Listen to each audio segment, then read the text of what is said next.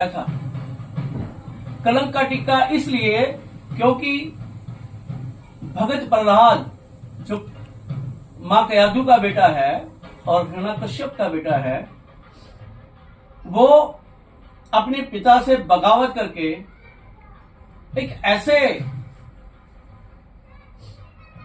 ऐसे समूह में शामिल हो जाता है जिस समूह ने हमारे अनार्य महापुरुषों का कत्ल किया। उसको समझाया जाता है, उसे बताया जाता है, पर वो मानता नहीं। अंत में क्या होता है? अंत में यह है कि भगत प्रहलाद को उसकी बुआ होलिका, जिसको संगिका भी नाम बोलते हैं, होली से पहले उसका नाम संगिका था और आज दहन के बाद फिर उसका नाम पूरे देश में होलिका पड़ा, और जिसे आज हम संगिका नाम भूल के पूर्व नाम सब होलिका नाम जानते हैं। तो ये कोई कथा नहीं है कि भी आज के दिन होलिका अपने भतीजे को ऐसे लेके बैठी थी। वो तो उनकी महिमा मंडप, यानी कि ये कह लो कि भगवान विष्णु, जिसे वो भगवान विष्णु कहते हैं, उसकी महिमा मंडप करने के लिए ये षड्यंत्र रचा गया था कि भगत प्रहलाद अग्नि में बैठेगा और सिंगिका के सिर से वो दुपट्टा आसमानी चुन्नी सिर से खींच ली जाएगी, और जब उसके तन पे वो चुन्नी नहीं होगी तो वो जल जाएगी और भगत प्रहलाद बच जाएगा। अगर ये कहानी यहां तक भी होती तो हमें कोई इतराज नहीं था, लेकिन उसके बाद पता फिर क्या हुआ?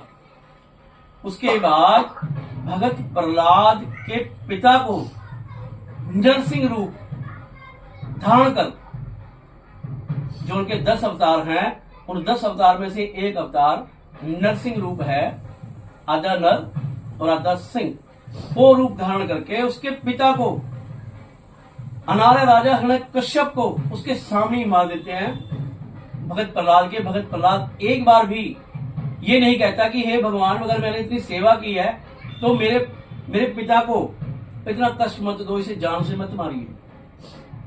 क्योंकि मान्यता यह है कि अगर परिवार में कोई एक व्यक्ति पूजा भक्ति करता है, व्रत रखता है, तो उसका श्रेय, उसका लाभ उसकी सारी फैमिली को मिलता है। तो मुझे समझ नहीं आया कि भगत प्रहलाद जब इतना विष्णु भगत था तो विष्णु ने इतना रहम क्यों नहीं किया कि मैं इसके पिता को क्यों मारूं,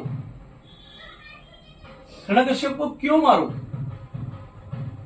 तो आज हिरण्यकश्यप अनार्य महापुरुष जिस देश में, जिस राज्य में, भारत के जिस क्षेत्र में रहता था, उसका नाम हरदोई नाम है उत्तर प्रदेश में, जिसे वो नाम को बिगाड़ करके कर दिया हरिद्रोही। हरिद्रोही का मतलब जो हरि के विरुद्ध हो, ऐसा नहीं था। उस शहर का नाम हरदोई है, तो हरदोई उनका ही क्षेत्र था, अनार्य महापुरुष राजा हिरण्यकश्यप का। तो इन सारे त्योहारों के सारांश को जानना है, इनके मर्म को जानना है, इनके ज्ञान को जानना है कि किस त्योहार से क्या संबंध है हमारे अनार्य महापुरुषों का। यदि आप ये जान लेंगे तो सच में आप बधाई देना छोड़ देंगे, आप बधाई नहीं देंगे। और ऐसा भी नहीं है कि आपको कोई बताता नहीं है, आपको बताते भी हैं, लेकिन आप पर दूसरा पक्ष का इतना रंग चढ़ गया है कि आप अपने पक्ष की बात मानने के लिए, सुनने के लिए तैयार ही नहीं है। आज हमारे पास प्राचीन, पावन एवं पवित्र वाल्मीकि योग वशिष्ठ दैनिक नित्य नेम है, जिसमें केवल और केवल ईश्वर वाल्मीकि दयावान के शब्द हैं, वाणियां हैं। यदि उसे पढ़ें, केवल यदि हम उसे ही पढ़ लें, तो हमारा जीवन सफल बन जाएगा। क्योंकि अनार्य महापुरुषों ने पावन योग वशिष्ठ आदि नित्य नेम में, दैनिक नित्य नेम में वो शब्द, वो ज्ञान इसमें समाहित किया है जो योग वशिष्ठ से ज्ञान निकला हुआ है, लेकिन कोई पढ़े तब ना। आज हमारे पास पावन सार शब्द है जो परम पूज्य प्रभु ऋषिनाथ रत्नाकर जी और बाद में वो विकल सार शब्दाचार्य मोतीलाल विकल जी ने भी लिखा। उनका लिखा है, ये देखिए, ये रखा है यहाँ पे ग्रंथ, अभी आपको दिखाया गया वीडियो में फोटो के माध्यम से। तो आज हमें अपने ग्रंथ पढ़ने की जरूरत है। आज हमें, क्योंकि हमारी संस्कृति, हमारे संस्कार ही हमारी विरासत है, तो हमें अपनी अनार्य संस्कृति, अनार्य सभ्यता को संभाल के रखना है, संजो के रखना है, अपने अनार्य महापुरुषों का सत्कार सम्मान करना है।